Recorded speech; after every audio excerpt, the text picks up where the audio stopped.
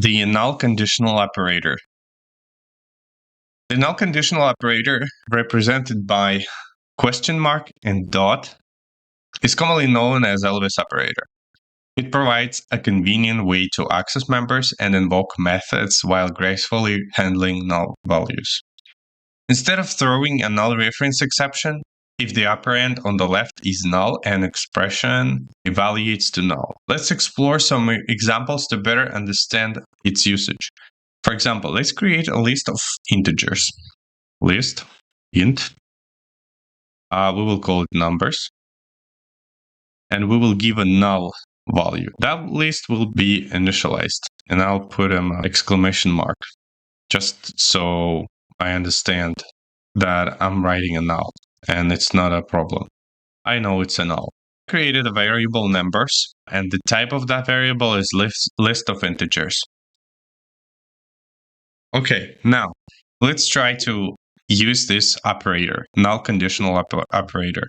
Let's create a variable count. Let's count all elements in that list of integers. And we will say count numbers.count, because list have this property. The list of integers have a property called count. And now let's try to run our program. And I'm warning you, it's going to give us an exception. And that will be a null reference exception. Null reference exception because object reference is not set to an instance of an object. And that is because we assigned a null for this list. So this list is assigned to null. And on the null, there's no property count because it's null. But now let's make one single amendment in our code. And now we took the numbers and we know that it's null. And we're creating null conditional operator. That means if I try to console.writeLine count, it's not going to give me anything, but it's not throwing a null reference exception, because in our case, numbers is not null anymore. We'll talk about nullable in our future lessons, but for now, what you have to understand is that if I put an exclamation mark before, it means that it's not gonna throw a null reference exception, because it's kind of not null anymore. And there is a count property. It's not creating a list. Actually, what we can do here is very simple. So basically, we can do the following. Numbers. I'm going to do new list of integers. So basically, it says if there is a null, then we will create numbers.count. And it will create an instance of the list, and that won't have any problems actually. Okay, it gives us the null because we created the list. I used, as you see, null assignment operator, as we discussed in our previous example. But I'm not going to do it in here, so I'll just stick with the question mark example. We take this variable, we're saying that it might be null. That list might be null. If it's null, then don't throw null reference exception. And instead of that, it's just null, and it can access the count variable. It's not going to give us anything, because just so you understand, if I remove the question mark, it's going to be an exception. The compiler will make it an exception. And it says you cannot implicitly convert int with question mark to int. That means I have to put the question mark here, and that says either it is an integer or it's null. And that is perfectly okay. It's either int or it is a null. And now we can actually check and say, let's say, the value is the count null or not? And we can insert here count string. No, sorry, just to check if it's null. So what we can do, we actually can create a function. Let's insert here a function 0 if null. And that will be just perfect. Let's place count here. Let's create a function. Sorry, it should give me the, generate. That will be static and it will return us either true or false. And that will be a Boolean. If count is null, then return 0. We return false. We're not going to call it 0 if null is null. Let's create is null function. Is null function. And now we're checking the result. If it's null, then return false. In any other case, return true. Okay.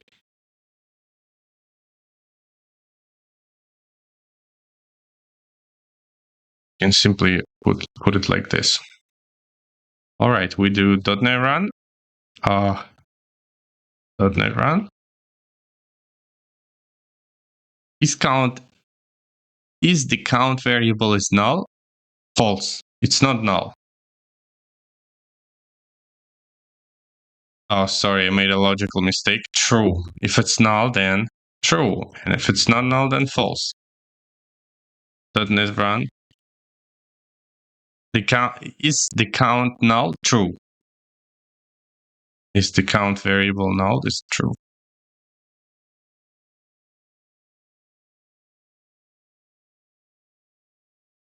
Let's run it again. Okay, is the count variable null? True. It's null.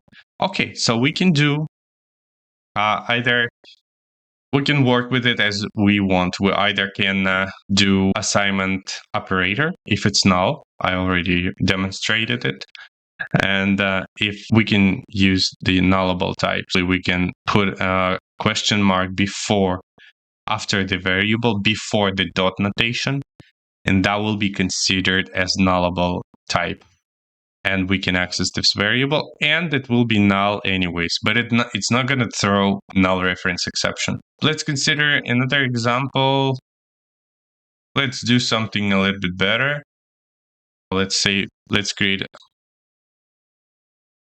something like this. Let's create string builder SB, and we'll assign the null for the string builder. For this SB function, we will assign null. And also I'll mark it that I know that it's null. And now let's try to access, let's say, int length. I want to know the length of that string. We do SB question mark just to make this variable nullable. This variable might be null, so I can access toString method. After toString, because it still might be null, I want to access the length variable. And now I will console.writeLine length. And I'll explain you what actually happened. It's not going to give me anything because it's null. As you see, I assigned null value. What happens here? We created a variable, assigned a value of null for this SB variable. Now we want to know the length of this SB variable. So what we do? We saying that this variable might be null. So don't throw us a null reference exception. And then we try to access the string method on this variable. But we know it's null. We know it's null. So we accessed this null variable, and it's okay. So we can do that. But we still have to mark this toString, because after that toString method, it returns something. In our case, it returns null. And in order to handle this null, after toString method, because if we click on toString, it actually returns a string, and that string might be null. So that's why we're calling this method toString. It returns us null, and we're still making this return from the function toString. We're still marking it as with question mark to mark it as nullable. And on this return, we're still getting the length property. And we received null here. And we assigned it for the length variable. So basically, it's null. And we try to console.writeLine, and we get null. So let me just write, I don't know, my name. Now it's not null. It's giving me an error. Oh, yeah. We should do something like this. New string builder. And we do git. Yeah, this is how we do it. We go .NET run. And now the length is 3 because now SB variable is not null, but it might be null. It takes our kit variable, it goes to string, so it creates a string. It's not a string builder anymore after this return. And it's a string, so we get kit. And the length of my name is 3, 1K, I2, and T3. So we get here not null, but integer, and that is 3. And we just console.writeLine the number 3. Let's consider another example where we use null conditional operator. Let's create, I don't know, it will be a little bit difficult example, but I want you to stick with me. So we go get stream. Let's create a function, sorry. Let's create a function and call it. It will return a stream. Also, we will talk about streams in our future lessons. So we go get stream, and I want to create a function. So we create a function that returns a stream. So it's a private static function exactly for this class. And I want to return new memory stream. New memory stream. Okay, so because memory stream is actually derived from stream class, so that's why there is no problem converting it to stream. So we're still returning the stream out of this function. Now what I want to do, I want to create stream reader just to read whatever we have, reader, and that will be new stream reader. And I want to pass as the function call because it's a constructor. I want to pass a stream inside of this constructor, and that variable will be created, the reader variable. Now what I want to do is I want to create a line and read what we have in that reader. So we do reader, read line. There is a method on stream reader. It's called read line. If you see, I'll try to find it. So it will be read line. Here's the method. Okay, I'm trying to read line. I know it's not null. But after I read line, it might be null. I will go and do a trim. I want to trim everything we returned from this readline method. As you know, readline might be returned null. So that's why it's marked as with a question mark saying that it's with Elvis. I will call it not question mark but Elvis since right now. So that is a string with a question mark.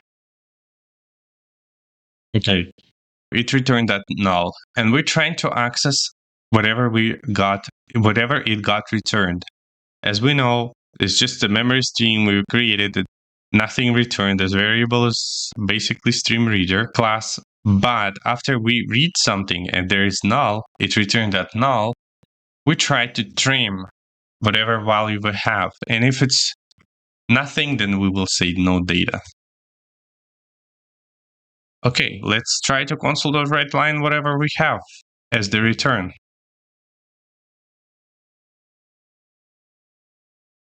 Okay, so we got no data returned because it's null. All right, what happened here? We created a variable stream, which is a memory stream. We called this function. It returned a memory stream. This variable now have a stream type. After that, we created new reader variable called reader, and that is a new reader class. We passed stream inside this class as we already created. We're passing this stream variable inside the stream reader constructor. And now the variable has a type of stream reader. And now, because stream reader class has readLine function, that allows me to read the line. For example, we can put a document here. We can return a document and read something from that document. As we know, readLine has a string being returned from readLine function, but it might be null. I'm putting the Elvis here just to make sure that it's not null. Because if I remove it here, it will throw me a null reference exception. That's why I'm putting the Elvis operator here. And I'm trying to run the trim method. So as we know, it's a nullable type already, and we can call trim, but it still will return us null. And if it is a null, we will just simply assign the value for a line variable, which is no data. And then we will just simply console.writeLine whatever we have here. And that is no data because, as we know, trim return us null. And if it's null, it's just assigning the value, whatever returned from here, if it's null. And we're saying with this to Elvis sign, we're saying if this is null, reader readLine.trim. If this is null, then just assign for the variable line the following, and that is no data. So I explained pretty much everything about null conditional operator.